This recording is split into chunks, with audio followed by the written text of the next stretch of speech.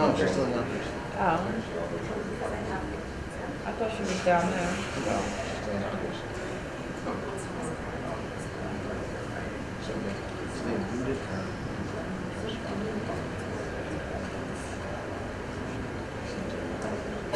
Good morning, everybody. We're going to get started. Good morning. Introduce the speaker for this morning's session. This is going to be an hour long, and it's on policing humanity. Back to the slide.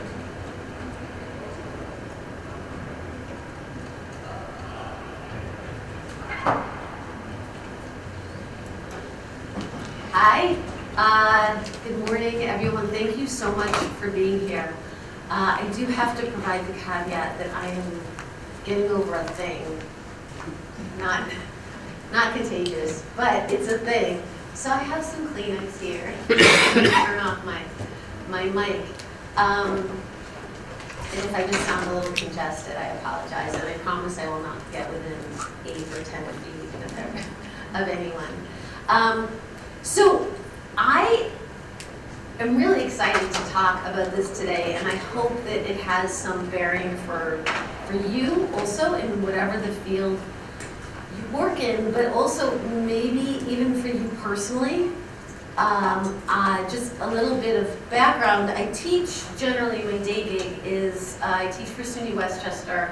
It's a community college, and I am a theoretical criminologist, though my training was in sociology. When I went to grad school, if you wanted to study criminal justice, if you wanted to study policing methodologies, if you wanted to study why criminals do the voodoo that they do so well, you had to study sociology first. So my foundation is in social science. And what I found in teaching the criminal justice curriculum is that works out really well, because whether or not I intended that to be the way that I teach, I believe that you cannot really understand other people's behaviors, and in our cases, criminal behaviors, or other people's cultures if you don't evaluate your own first. And introspection is hard. It is where sociology bleeds a little bit into psychology, but it's absolutely necessary.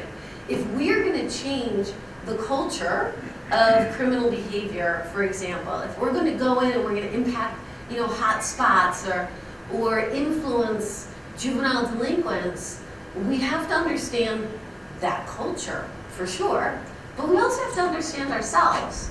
What am I bringing into the room? How do I present myself to the people that I'm trying to partner with? So I'm here to describe a way to get there. And for me, it is particularly with police academies. So some of you may not have anything to do with police academies, or you may just be in departments that are already there. I'm focusing on police academies, but obviously a lot of these lessons are applicable to in-service training as well, or workshops and so forth that departments have. So what I want to describe is a missing component in academy courses and training, also absent from in-service seminars, and that is foundational lessons in social science. And if anyone is here from DCJS, I have read the basic course for police officers like the Bible. I mean, I've read through it. Well, maybe I haven't read through the Bible as many times as I should, but I've read through the basic course for police officers several times, kind of skimming over the physical tactics, because that's not my wheelhouse at all, but definitely focusing on the section on ethics, which I think is taught for, well, not as long as it probably should be. Officer wellness gets a couple of hours in there. There's a few academy lessons that focus on the individual police officer in the arena of understanding themselves and engaging with other people. But it's just a couple of hours. It's just a couple of hours. And I feel that social science, and I want to be clear, and I'll touch on this again later, I'm not diminishing tactical training at all. We clearly need a lot of tactical training. But social science and an education in social science, the tools to think sociologically about our world, provides officers with the skills necessary to communicate with increasingly diverse communities. It will make individual officers personally more capable and in control the more they understand their reactions, what triggers them, what their biases are, how they respond to different environments, but importantly, make them feel more confident walking into rooms that are filled with unfamiliar people. The ability to communicate to different age groups, to different ethnic backgrounds, this is cultural competency. And the bedrock of focused deterrence, of hotspot policing, of evidence-based policing, of community collaboration, of give. I mean, give me the criminal justice focus or program of the last several years, and I will give you the volumes of social science research that provided the bedrock data for those programs. Of course, sometimes the social science isn't there. The social science doesn't support the programs. Or it doesn't provide a roadmap for you to take that social science data, like hotspot policing, for example, and apply it to the specific culture of your specific community. Which is why, if we can train police academy recruits, never mind chiefs and supervisors, if we can train police academy recruits to think sociologically and have the tools they need to go into an environment and say, you know what, give isn't really working here right now. Or it's working with this department, but it's not working with this department. Well, why is that? It doesn't have to be a mystery. It doesn't have to be a mystery why credible messengers are not working in some areas, but they are working in some other areas. That's social science. So the impetus for my appeal of increased social science training is a result of my lifelong interest in really building better police.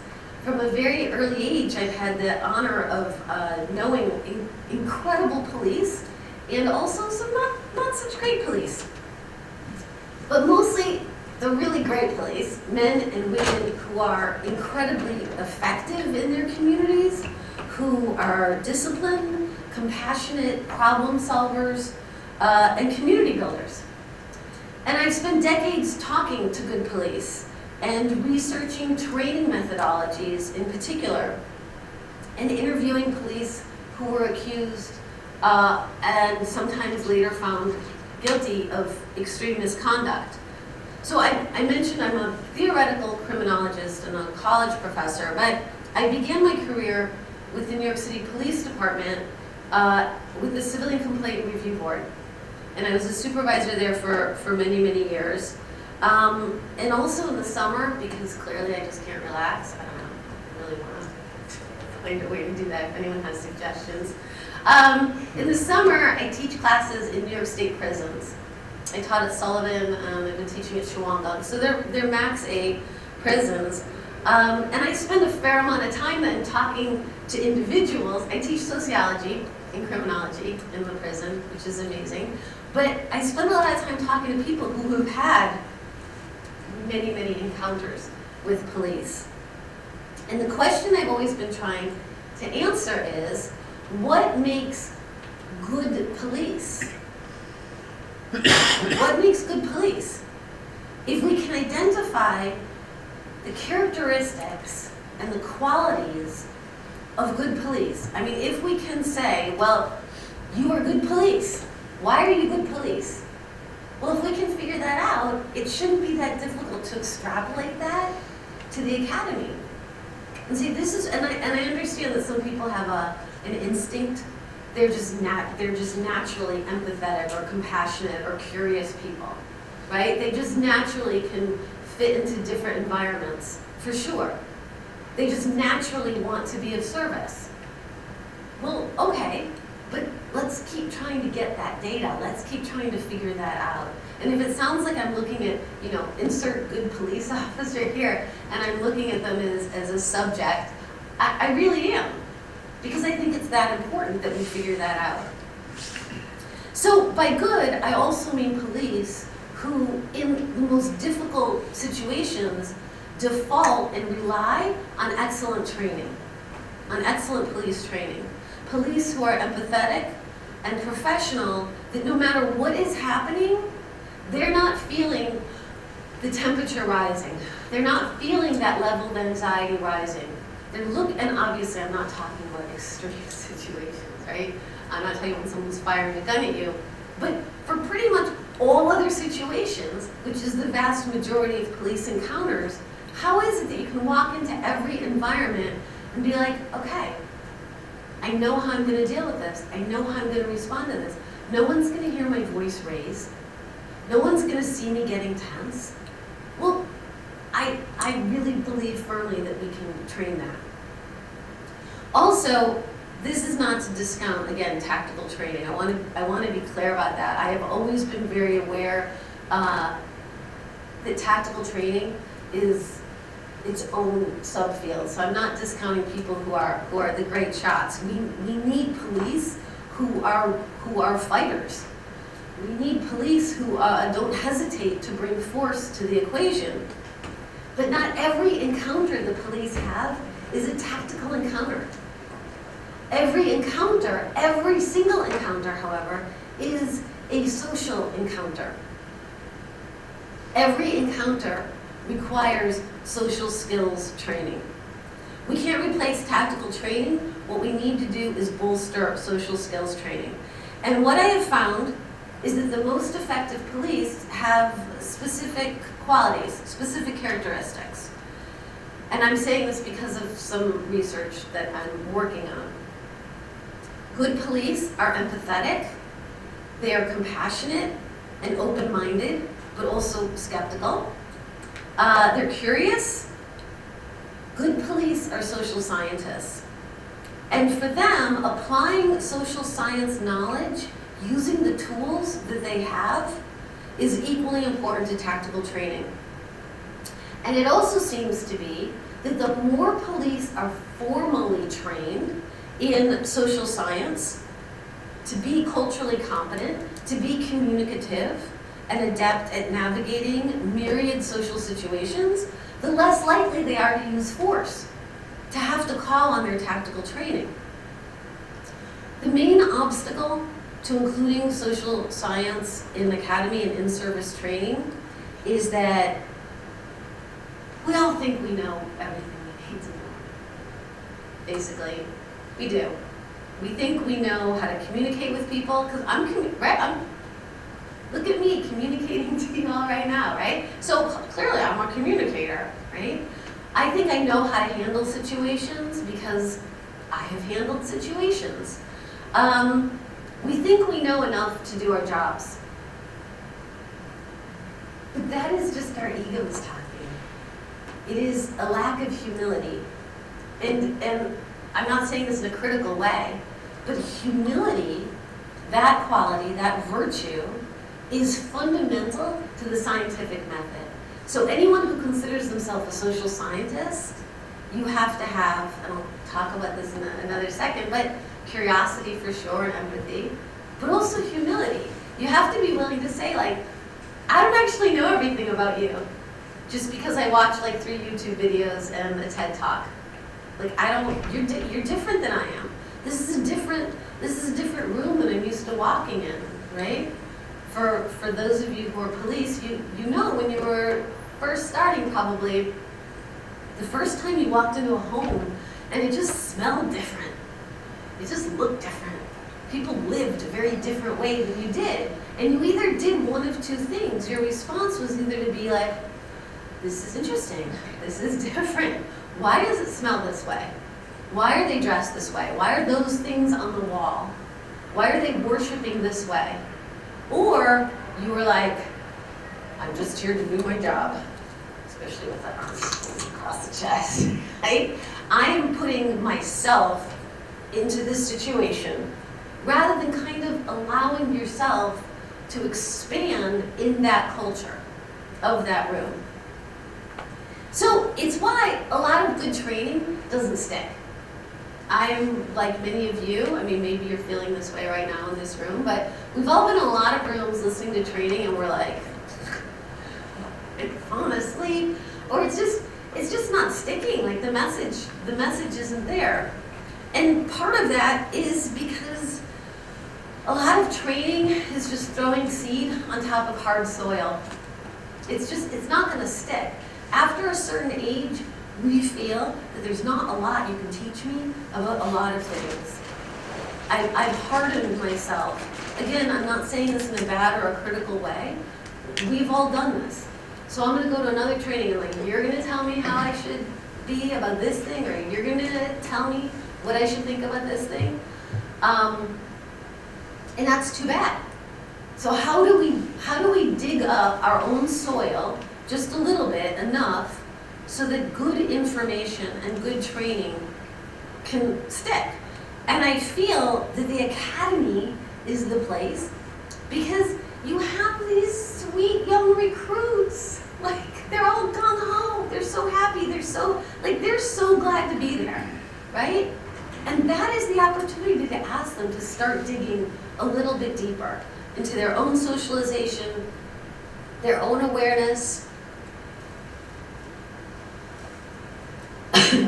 their own culture. Does anybody have any questions about I have said anything that's offended or outraged anyone? So good policing starts with curiosity about yourself, in order to understand the way that you respond to other people. And then curiosity, of course, I argue about why people do the things that they shouldn't do.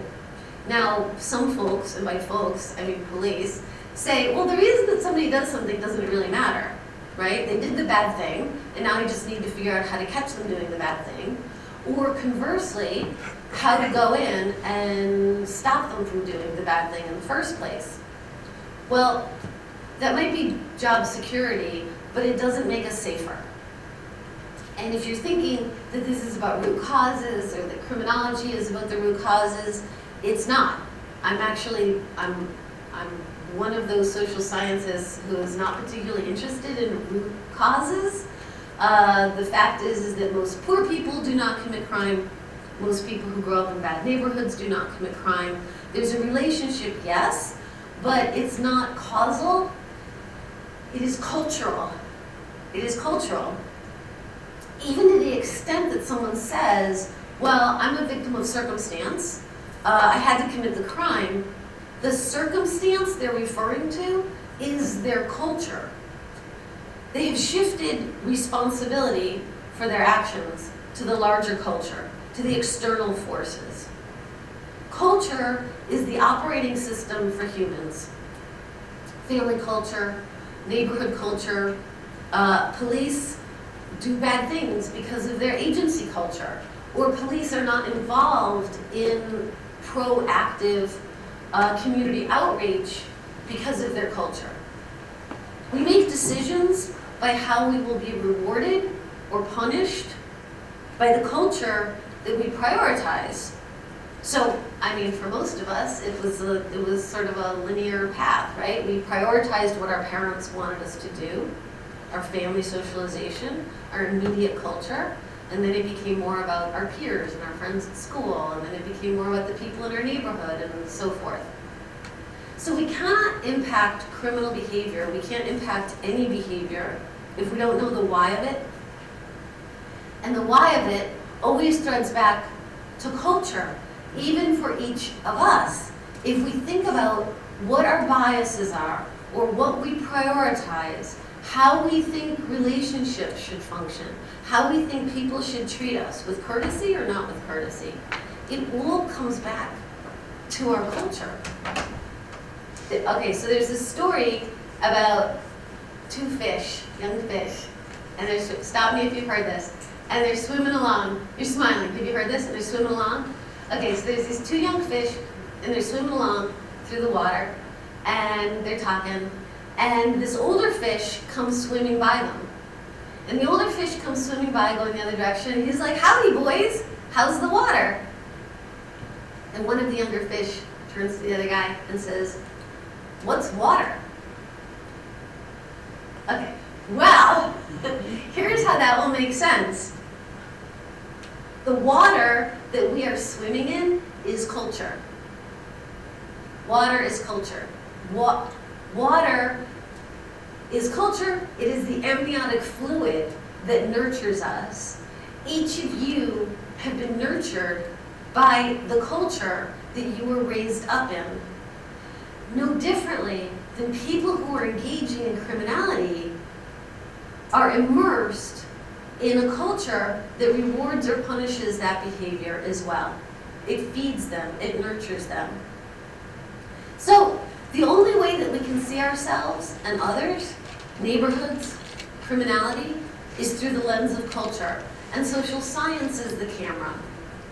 So seeing ourselves is tricky, right? What water? What water?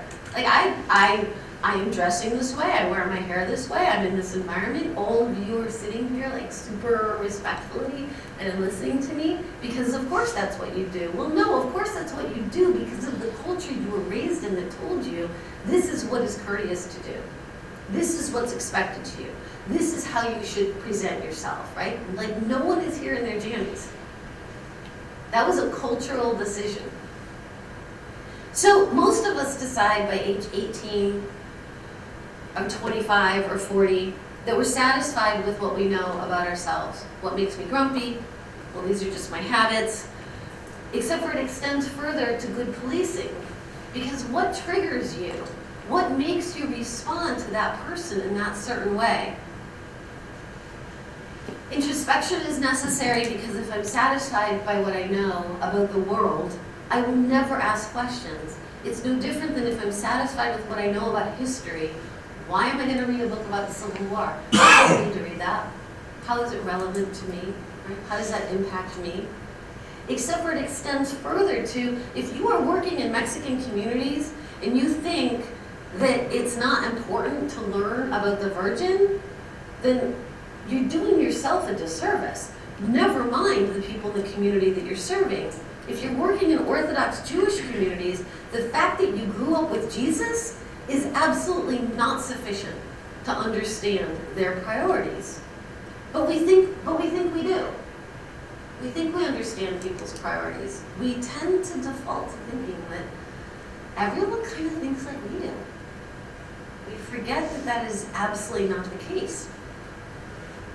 So ego tells me that I can communicate perfectly with Haitians or Ecuadorian immigrants because I know how to have a conversation. I'm nice.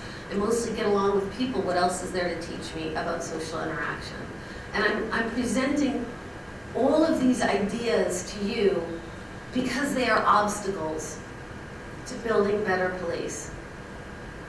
All of us have a narrative about ourselves. This is who I am. These are the lessons from my past. These are my goals for the future. This is how I treat other people. This is how I handle situations. The narratives that we tell ourselves about ourselves come from a relatively narrow range of experience. It's all my experience, but it's just a thread. It's just a thread in the experience. And for most people living their lives, that's okay, right? I can just be myself, moving through the world, doing the thing, right? Having my attitudes and my responses and my feelings and my opinions and my ideas about the world, that's fine. It's not okay for police, because police are going out to help people from every single range of experience.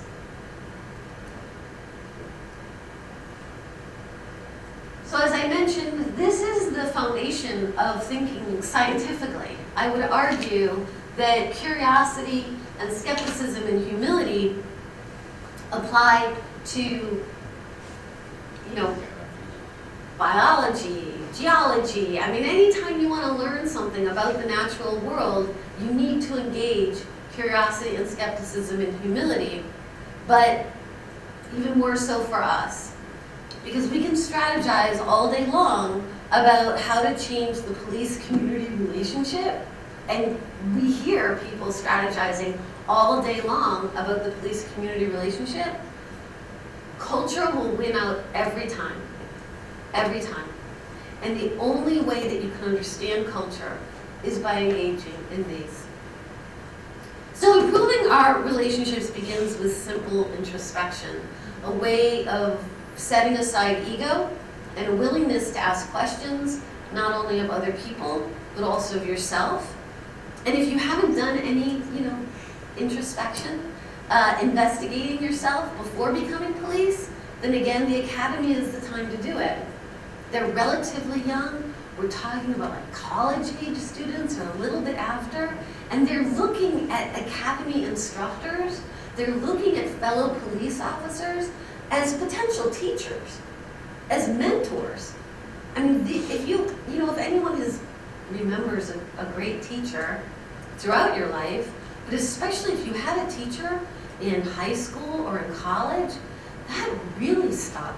For many people, their entire avenue of what they were going to pursue for a career or what their philosophy was changed because of a professor in college. And that's what academy instructors are. That's what police, field training supervisors are. That's what police that recruits are first assigned to are. So thinking sociologically, again, the ability to see the water for what it is. What I'd like to talk about further are some specific lessons.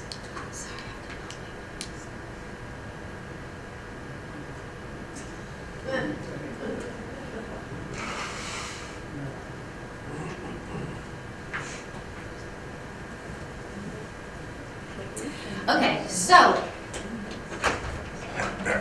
what I have done, and I spoke about this actually a few years ago, but I've formalized it a bit more and I've put it into play, is I looked at how can we bolster the basic training for police officers just enough where it's not adding so much to academy instruction, but allows us to provide fundamental social science lessons that lay the groundwork. And these are essentially the 8 lessons that I came up with. Also, I do want to say that I did put this into a book form, and this is free. If anyone would like, please come up. I'll move them further away from my germy self. If anyone wants to grab one, please do. So it's 175 pages about all of this. But it's also a manual. It's good for police officers, it's good for anyone who's really interested in social science. Oh, thank you. So these are 8 fundamental lessons in social science to apply, and it complements and supplements that DCJS course. So the first lesson is introspection, right? Understanding that your perceptions of people and environments drive the decisions you make. Again, part of the obstacle with social science is that when you say the social science words out loud, folks tend to be like, yeah, I knew that. I know that. Of course, my perceptions of people and environments drives the decisions that I make, except for we don't think about it so strongly. We don't take it so seriously. It's not particularly contemplative of us. But this idea, and you can read this, what I'm talking about is a little bit different than the PowerPoint. The idea of introspection is first, train police to identify the source of their own character. Why am I who I am? Why do I respond and behave the way that I do? Where were your beliefs and attitudes acquired? How did your personal socialization impact your curiosity, your empathy, your sense of humor? How do you make judgments about people or not? We all have our biases. What are yours? And where precisely did those biases come from? To be clear, biases are not always bad. Prejudgments can save your life, but you have to be able to articulate them, I think. You have to be able to say, well, this is my bias, and either I'm going to own this, or I'm going to be aware of my bias, and I'm going to set it aside. I go to get on the elevator door opens, there's a couple of drunk frat boys in the elevator. I am not getting in the elevator. Is that a bias? Yes, it is. but I'm willing to own that bias, right? I'm walking across the parking lot, I see people doing something that I consider somewhat sketchy. Maybe I'm gonna walk around the other way. Maybe I'm gonna call security and ask them to escort me to my car. Is that a bias? Absolutely. I own that, right? But it's very different than walking into a restaurant of ethnic food and being like, oh my God, this smells disgusting. How can you eat that, right? Well, where did that come from? Maybe you tried that food. So, train people to identify the source of their values. And I do also, I speak a fair amount about virtue. In my classes, I talk much more about Aristotle and the idea of the golden mean. That's an avenue I don't have time to get into with you today, but if you haven't identified your values, clearly, and your virtues, it's a really good exercise. Like when you're driving home, am I a virtuous person? And in which ways? Because oftentimes when I try to do that, I'm like, I am a hypocrite. So our norms, our patterns of behavior, are values in action. Those are our virtues. Police should be able to articulate their values and their virtues and the ways in which their actions reflect their values. If I say I value honesty, then my actions need to reflect truthful engagement. If I say I value service, then my actions need to reflect the service that I'm providing to people. Not what I think I need or what I think they need. And it's not easy, because thinking about values and virtues, being introspective, it means thinking a lot about who we actually are, objectively, and the people that we want to be for our communities, and then working to become that person. It means identifying our virtues and, importantly, living up to them. It means changing habits. It means saying, I'm going to put my cell phone in the other room at 7 o'clock every night. Or in my case, I am going to stop eating ice cream after 9 o'clock. Like, God, why is it so hard to do? So, the second lesson is role performance. All of us perform roles.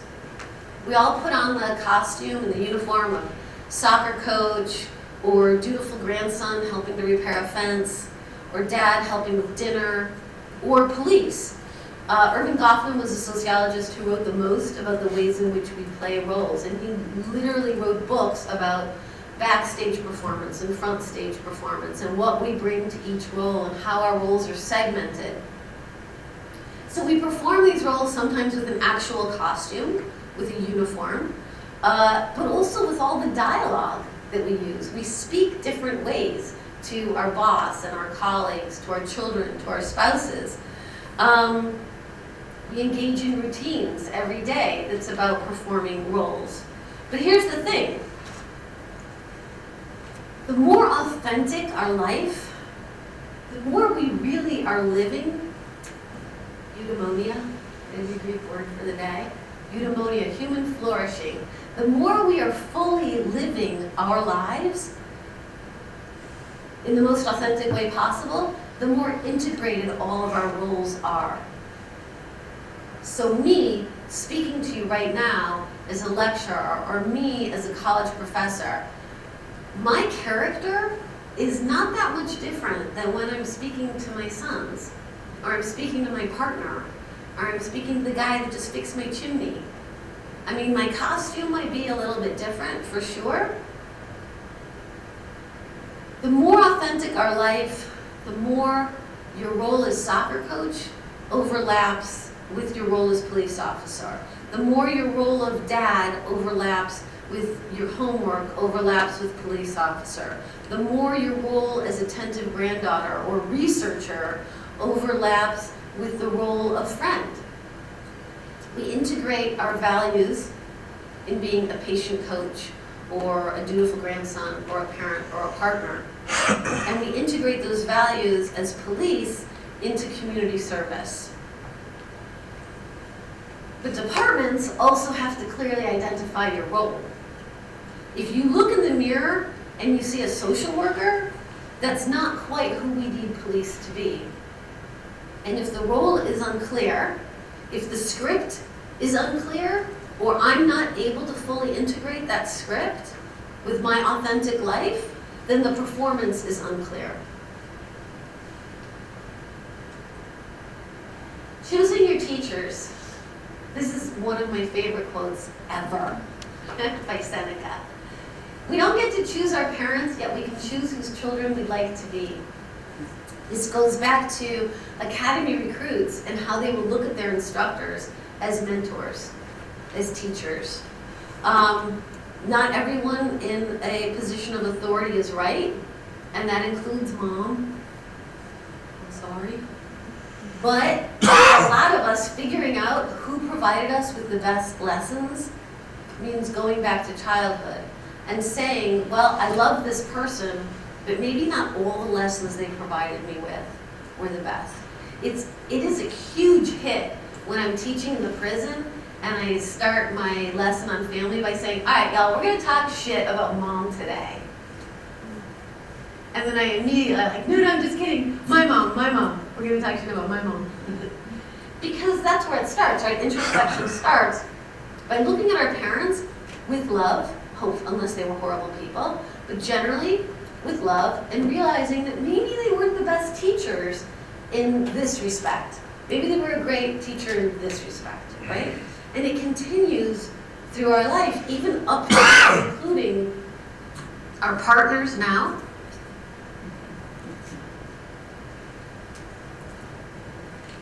I think I covered it in a different thing. Sorry, my own voice just terrified me. And certainly our supervisors now, right? They could be a great supervisor in some ways, great managing, but not so good at communicating with people. Not so good at convincing other people to rise up.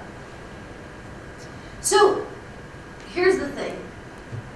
We each have the ability to regard or disregard what we're told and to choose the lessons and examples we follow. If you don't have someone as a mentor, I would suggest finding someone. You can learn from yogis and rabbis and Zoroastrian priests. You can learn lessons from your second grade teacher or the dude selling shea butter on 125th Street. You can disregard the lessons that haven't served you. There is a beautiful quote about, we have 5,000 years of philosophy and thinking about how to be human. There's so much there. So if you don't have a mentor in your immediate life, you can find them throughout all of human history. I would suggest reading them. The next lesson, and this is where it gets a little, it definitely gets challenging for many people because, again, we think that we communicate just fine. But I very purposefully say practicing communication because there are almost always better ways to get our point across. Express a sentiment, persuade someone to do something that maybe they don't want to do, persuade someone to our side of things. Communicating effectively is a challenge for many police officers.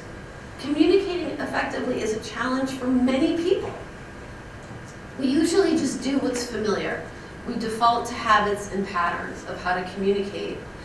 The root and the branch, however, of excellent communication is empathy.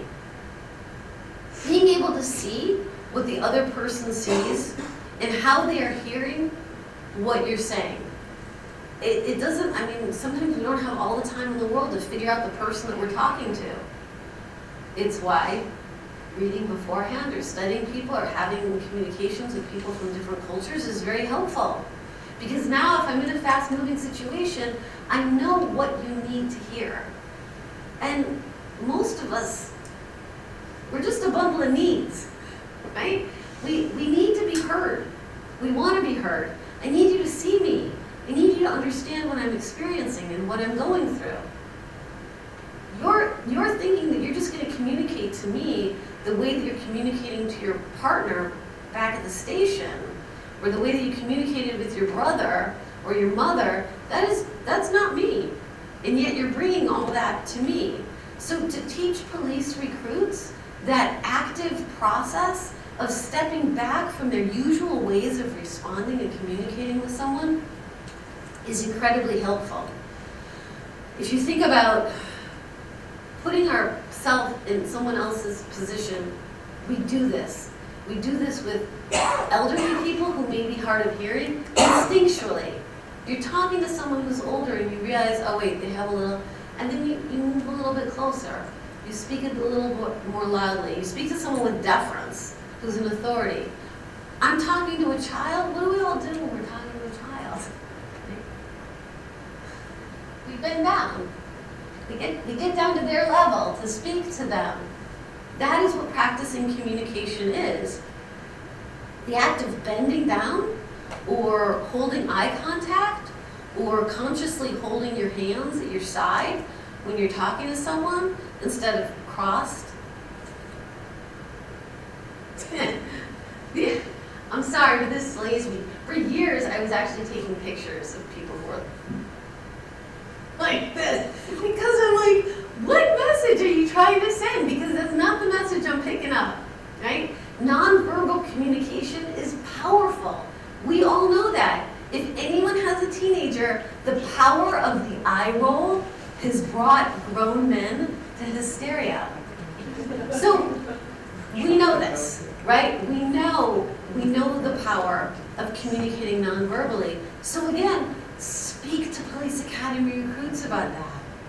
Have a conversation about maintaining eye contact or not maintaining eye contact, because in a lot of cultures, for a younger person to look at an older person right in the eye, the way that most of us think we should be doing, is terribly discourteous. Terribly discourteous. And it's going to put people on edge. Nonverbal communication around other men. Some of the best police I've seen in action were like powerful dudes who, when they were in a room with other powerful dudes, got so loose. Got so loose. Because they didn't need to prove that they were the king, right? Tywin Lannister. Did anybody see Game of Thrones? Yes. Okay. Because I mentioned it earlier. Someone in the room hasn't watched it yet.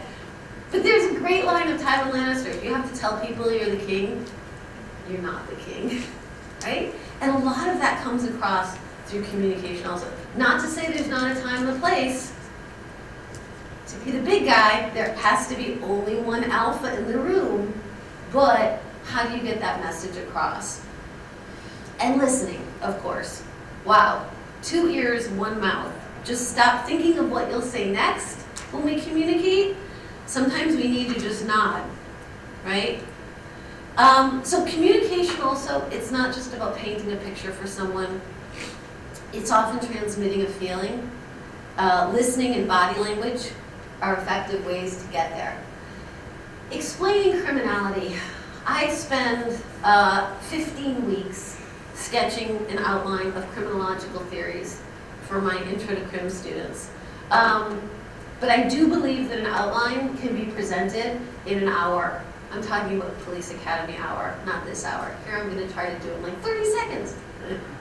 Absolutely. I think that the basics of explaining criminal behavior, it's not a mystery. We have about 300 years of research and data into explaining criminal behavior, and especially we have the last 50 years of really good data explaining criminal behavior. So, how do people commit crime? I mean, that's my whole semester. Spoiler alert, because they want to. Everyone commits crime for different reasons. Some people can be grouped into why they commit crime, but mostly because they're making a decision to commit crime. Now, that's my expert analysis, but there's plenty of theories that take a different position. My theory is called neoclassical, in case anyone is taking notes.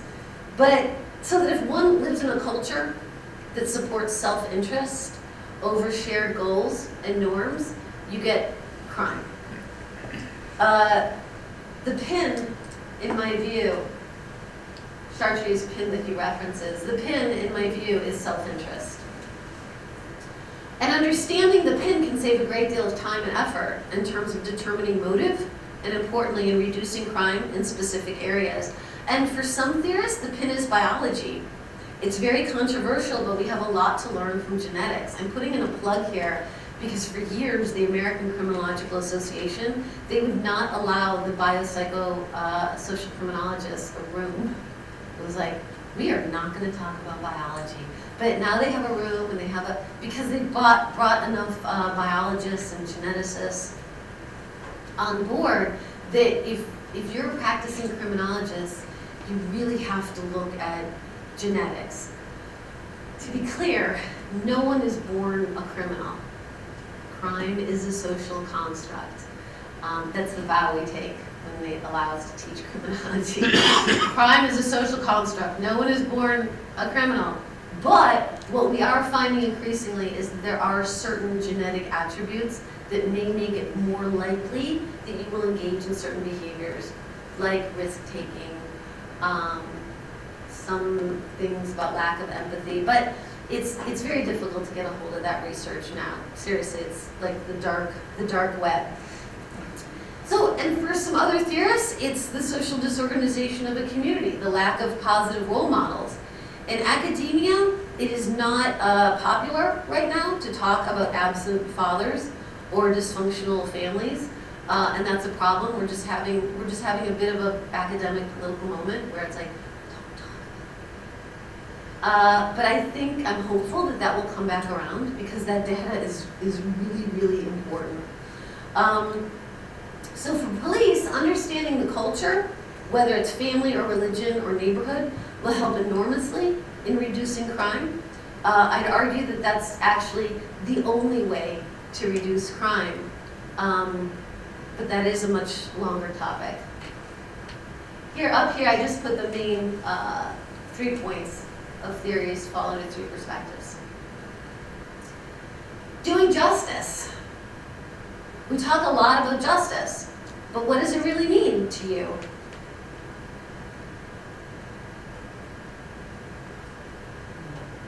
Thinking sociologically again. Where did your ideas about justice come from? And do you believe them? Do you act justly? So while we're sorting all that out, it's important to use 2 types of reasoning in order to, at a minimum and impartially, think about justice. Is justice vengeance? Is justice about people getting what they deserve? Is it fair? What is fair? What is equitable? We really don't have a consensus about this. So for the American criminal justice system, we generally look at 2 areas: justice reasoning, which emphasizes logic and weighing principles to determine moral rights and responsibilities, and care reasoning, which emphasizes care and compassion.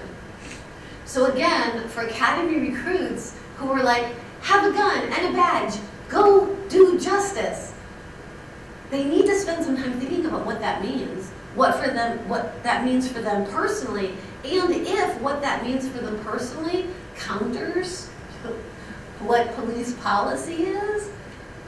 Conversations need to be had about that.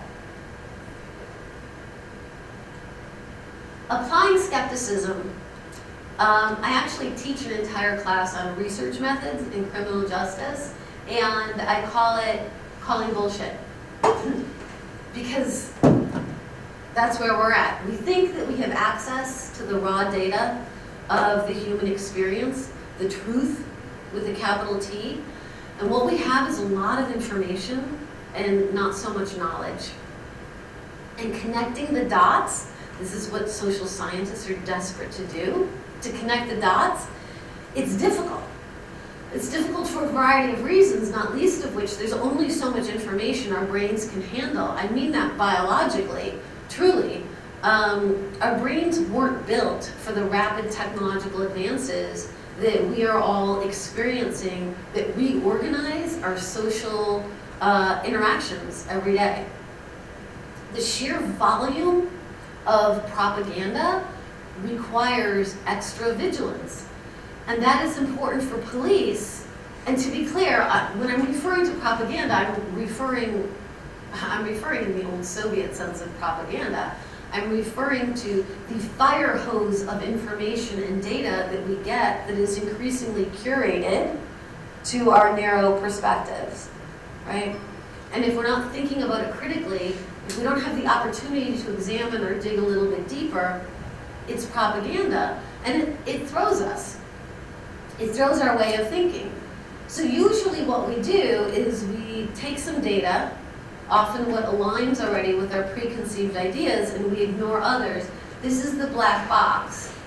And I say this for policing in particular because often what you experience is a lot of data that tells you about here's what's happening in the world, here's what's happening in your neighborhood.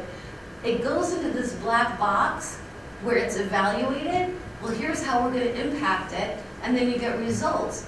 But the problem is, because of the sheer amount of information we are producing, the black box increasingly is subject to the bias or the perspective of the people that are compiling the research. The only way around that is to empower people to think critically for themselves. And why not talk about media awareness? Excuse me, to police recruits. Why not? Why not? They're all on social media. Why not give them a lesson in media literacy? Because the more you understand about culture, the more you'll understand the biases and the ways that you can be pulled like a puppet. Facts over feelings. Too often we're presented with data, it gets interpreted through the black box of our reactive thinking. It's impulsive and dangerous. So, what's a regular person to do? Speaking to you like I'm speaking to college students, get off of your social media. I offer serious extra credit for different examples. Lastly, the conclusion, again, probably fundamental to my approach to criminology and teaching people who want to go into policing, is that introspection, knowing your own darkness, is the best method for dealing with the darkness of other people. I have very high expectations for police. I really do believe that police occupy an extraordinary position in our society, and I am grateful that they occupy that position. I am grateful that police have use of force. But because of that commitment, I know also that I believe they can be the best of us. They can somehow be the most compassionate and the most forceful. They can be curious and smarter than the average bear. Practicing humility and being aware of what else can be learned. Unafraid to use force when necessary. Because, again, if you're not capable of using force, you're not peaceful, you're just harmless. And we need that. We need force. But we need curious and compassionate people behind that force. And we need protecting. We need help. Police are the only people who do that. It's why we call police.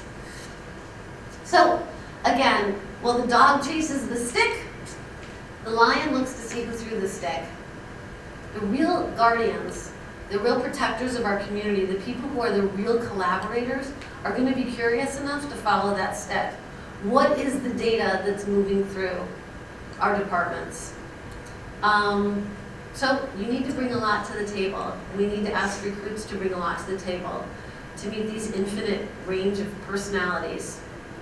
And I think that the social science approach is the way to do it. I think that policing humanity starts and ends with us being more aware of one another. And that's it. Thank you.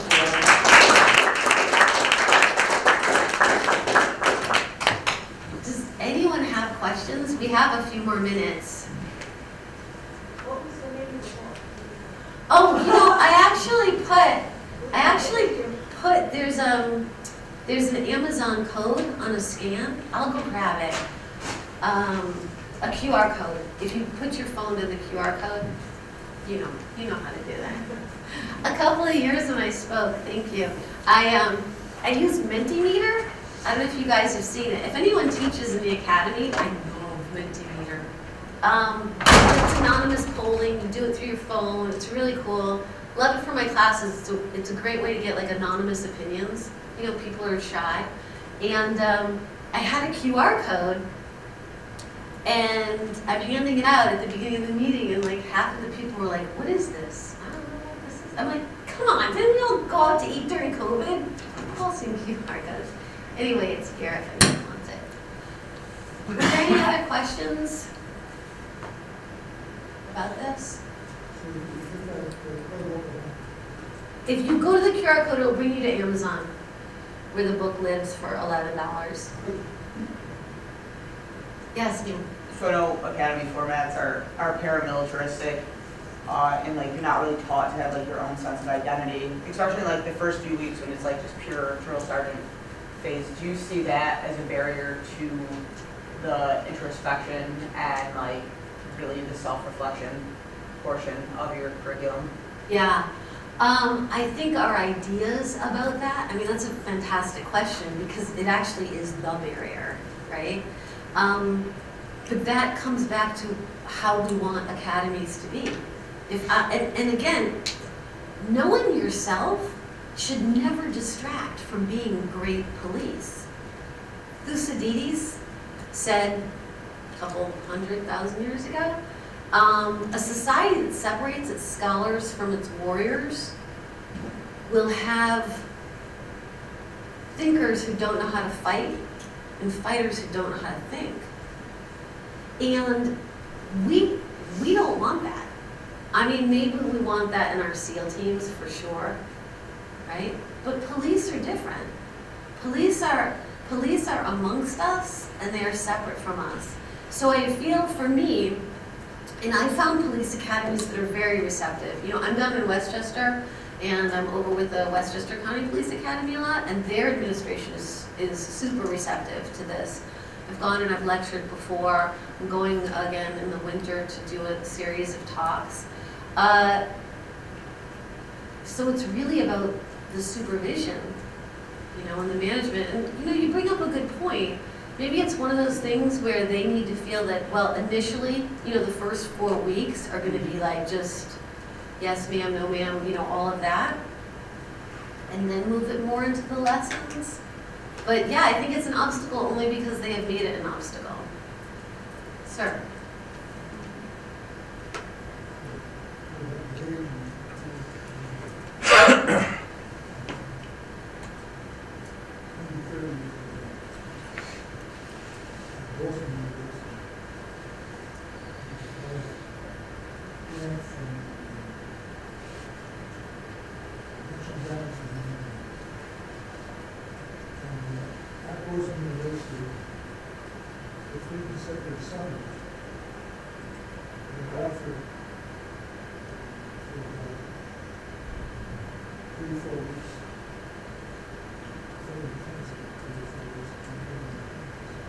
This is kind of struggles to go through training program.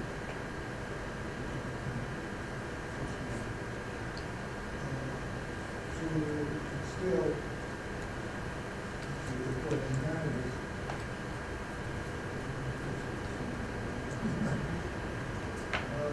into this kind of career. The goal is to all over the country. I don't know the follow-up as a result of it. But I do remember that one of the assignments for each of us was to prepare a lesson plan to come up with something that students had to do to maybe the feedback and communication for public.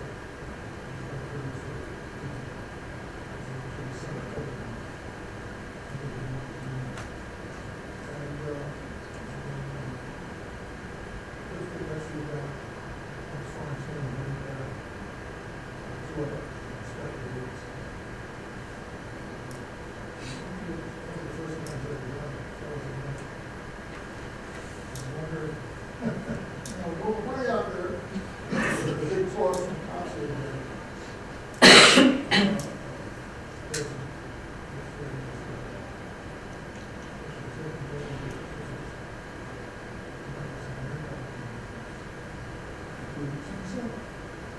Sure. That's such a great point and such a valid point, because another obstacle are police academy instructors. One of the lessons that I taught at Westchester was about female police officers and how on so many metrics they perform better. And by better, I mean more empathetic, more compassionate, more curious, less likely to use force, less likely to use their guns, more likely to encourage people to stay. Like every metric female police officers were scoring better. And one of the instructors who was there at the time was like verbally, like, you know, look, I mean, this is all of the data that shows. But part of that is also female police officers. I didn't conduct the research, but the people who conducted the research, these were female police officers who fully embraced the fact that they were female police officers. You know, they weren't trying to like compute the big boys, they were trying to like follow the lead of the men. Sorry, I don't know if I'm talking like that, but it's how it exists in my mind. And that's great. Why don't we have more female police instructors in the academy teaching maybe classes like this? And if it feels like, well, now we're just narrowing along gender lines, I mean, okay, but we know that certain people have strengths. I don't open the jars in my house, you know? So look to specific people for what their strengths are and have them teach. But that's a great point. I'm gonna look at that. I was at Boston University 30 years ago. When you started talking, I thought you were gonna talk about character education, which was something that started there too. That's where my graduate degree is from, but what they did was something in education, which was imbuing virtues and values into every course.